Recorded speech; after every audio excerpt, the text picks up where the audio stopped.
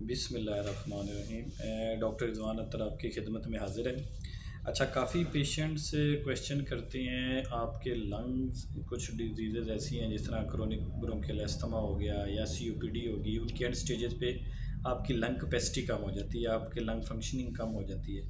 तो आपकी lung capacity को बढ़ाने के लिए किस तरह से क्या क्या चीज़ें एक्सरसाइजेज कोई कर सकते हैं? तो इसमें काफ़ी एक्सरसाइजेज हैं, मैं कुछ मेन आपको बताऊँगा। एक तो एक्सरसाइज को जो हम नाम देते हैं, एक कहते हैं पर्स्ट लिप ब्रीदिंग के नाम से कहते हैं। फिर एक इसी तरह बेली डायफ्रामेटिक ब्रीदिंग का पैटर्न है, उसकी वजह से उसकी तरह से भी करते हैं। फिर हम साइकिलिंग, स्विमिंग और वॉकिंग वगैरह कहते हैं कि चलो, तैरो और साइकिल वगैरह चलाओ, उससे करते हैं। फिर कुछ एक्सरसाइजेज और हैं, एक फिर इंसेंटिव स्पायरोमीट्री करवाई जाती है, वो मैं अलग से वीडियो में आपको बताऊंगा। तो अभी सिर्फ मैं तीन चीज़ों पे फोकस ज़्यादा करूँगा। एक तो फर्स्ट लिप ब्रीदिंग क्या होती है।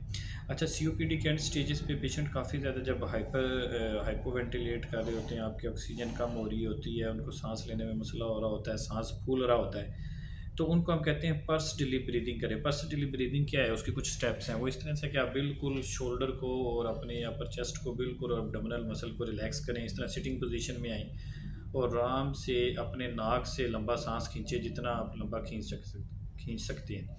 और उसके फ़ौरन बाद आप जिस तरह आप सीटी बजाने के लिए होठों को पोजीशन करते हैं, इसे कहते हैं पर्स डिलीप। उस तरह करके आप फोर्स जितनी स्लोली बहुत स्पीड से नहीं, आहिस्ता आहिस्ता सांस को बाहर निकालें और कोशिश करें जितनी आपने इंस्पिरेशन पे टाइम लगाया उससे डबल टाइम में बाहर निकालें और फिर यही साइकिल रिपीट करें। अब ये देखें आपने किस तरह करना है। आप इस तरह बिल्कुल रिलैक्स करेंगे, आपने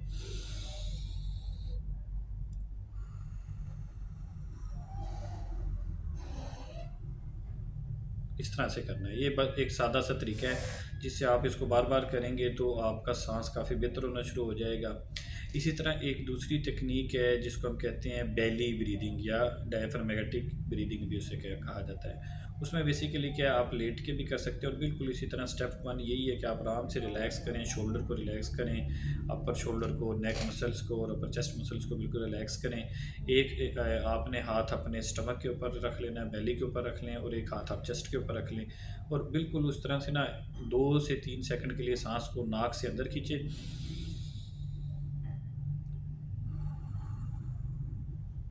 और फिर मुंह से उस सांस को बाहर आहिस्ता आहिस्ता बाहर निकालें। जब आप सांस अंदर की तरफ खींचेंगे तो आपकी बेली वाला जो हाथ है, जो मैदे के ऊपर आपने रखा हुआ है, वो बाहर की तरफ आएगा, फेफड़े फूलेंगे। और जब आप सांस को बाहर मुंह से निकालेंगे तो आपको वो आपका हाथ अंदर की तरफ मूव करेगा।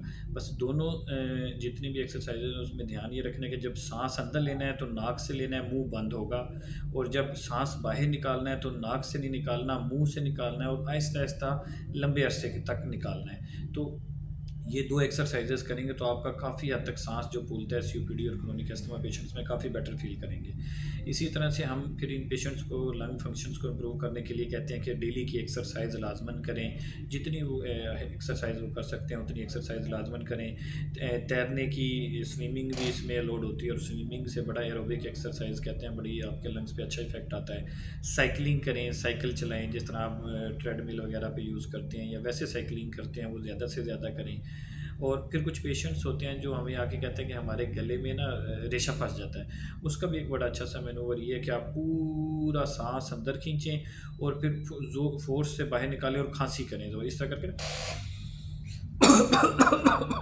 इस तरह करके खांसी करेंगे ना तो आपका रेशा निकलेगा। ये एक्सरसाइज काफ़ी मशहूर है और आसानी से की भी जा सकती है।